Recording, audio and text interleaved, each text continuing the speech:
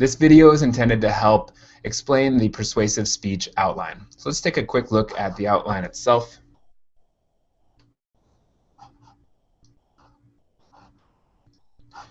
What you can see here is the outline assignment. You should be able to get to this through Blackboard by clicking on the assignment details tab.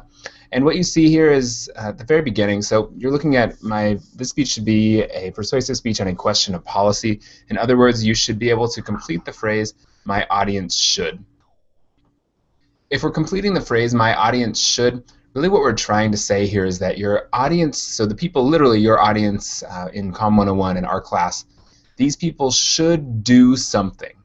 So this is a question of policy, meaning it's from a claim of policy, and a claim of policy advocates for change to the status quo. And what this means is that we're trying to get people to act in a way that's different than the way that they are currently acting. So you're saying, "My audience should X, Y, Z." So the first questions that you should start asking are, what's wrong in the world of my audience? Or what is it that if my audience were to start doing, it could significantly improve their lives? Or even improve their lives just a little bit, but it's something worthwhile. So start by asking that question in order to figure out what your topic might be. So let's say you wanted to go the route of maybe a proposition that's on the ballot or something like that. It doesn't have to be something that's government or organization based. It could be something simple like my audience should smile more. But let's say you're trying to say my audience should vote for Proposition 58332. So if you look at that as kind of a foundation, so we have some very similar things first. So an APA cover page, references page, we need at least 4 sources. Again, no whitehouse.gov or the CDC. No Wikipedia. It's a 5 to 8 minute speech just like before. And what you can see is on the next page, we'll come back to this, but these 5 questions here, these are essentially the 5 different components that make up Monroes motivated sequence. Now Monroes motivated sequence it's a persuasive speech structure that it's one of those time-tested structures. So again, in this class, it's a 100 level class. So we're looking at some of the most commonly used formats for either the informative speech or in this case the persuasive speech. And Monroes motivated sequence is one of those. Basically what you're trying to do with this is somehow get our audience's attention. You present a problem, you show a solution, you get them excited about what the world would look like with that solution in place, and then you show them how they can get started today. So that's really the foundation for this. I'm sure if we gave you, a persuasive assignment, most of you would probably come up with something kind of similar to that, even on your own. But this is called Monroes motivated sequence. So let's take a quick look at each of these parts, and from there we'll talk about them in order to make this as clear as possible. The first step is the introduction. This is very similar to what we've been doing for the informative speech. What you're doing is giving us an attention gainer, somehow stating your topic, relating that topic to your audience, establishing your own personal credibility to speak on this issue, then after that giving us a preview of your main points. Nothing too different there. In this next step, or in this next point of your speech, what you're going to do is establish the problem. Notice how in this section you're only talking about the problem. You're not talking about the solution just yet or anything else. You're just talking about the problem. So you introduce it, you explain it in your own words, you provide research to back up this problem to show that it's real, show that it's significant. You talk about that research. Then once you've really sold that to us and let us know that this is something that's not as good as it could be, after that you present a solution in order to fix that problem. And this is the satisfaction step. In the satisfaction step, what you're going to do is provide a plan, essentially, to fix that problem. So let's say that the problem was people are depressed, and then the solution here is to smile more.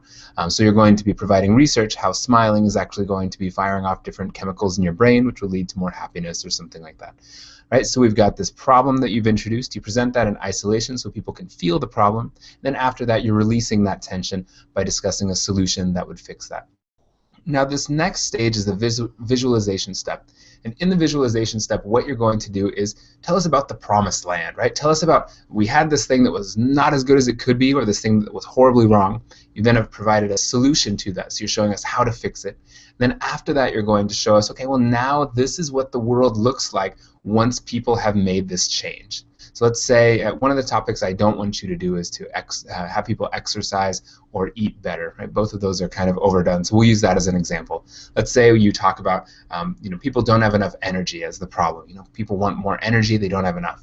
The solution is you're going to be working out more. give research that says that working out more gives you energy. Then the visualization step, this is talking about now that you've been working out for a while and you have lots of energy, here's what your world looks like. Your friends like you more. You're doing better in school. You're able to stay out later because you have all this energy. You're overall more social. You're doing better at work, all these kinds of things. So you're fast forwarding into the future after the person has taken that action to show them what their world would look like once everything has been fixed. This last step is the action step. Different people or different teachers can approach this from different perspectives sometimes, but the way that I like to approach it is the action step, there literally needs to be some sort of clear, physical, visible action that your audience takes while you are giving your speech to show that they've been persuaded. Let me give you a couple of examples. So let's say we're giving that speech on why people should smile more. Okay, so you've talked about how people are depressed, maybe how smiling more is going to help them. You've shown them through the visualization step what their world would look like now that they're smiling. You have more friends, you're happier, life is better. Then this last step, the action step, you're going to have them do something to show that they've been persuaded that yes, I am going to smile more. So a couple of examples here. You could say, turn to your neighbor, and I want you, if you are going to smile more, I want you to smile at your neighbor. So then you would smile at that person, and that would be an example of an action step.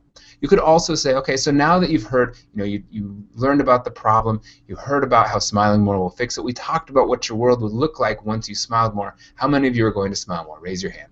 Okay, and then from there, people would be raising their hand, and then that would basically be something that would count for your action step. Let's say that you did something on maybe a proposition, or maybe you're trying to get something put onto the ballot, right? You need signatures in order to do that. So you could possibly get people to sign a pledge that would say, I'm going to vote for this particular bill, or I'm going to smile more even. So having them write something down. In our class, we do 2 positive comments, so maybe even having them write something on the back of that. One thing that you don't want to do is to have them maybe pass around a petition or something like that during your speech. It'll really suck a lot of the attention from you and put it onto people, and it'll make you lose a lot of momentum. So even if you have something that you want them to sign, like a petition in the back of the room, have them commit quickly, maybe with a raised hand that they're going to do it, and you're going to be able to do it after the speech.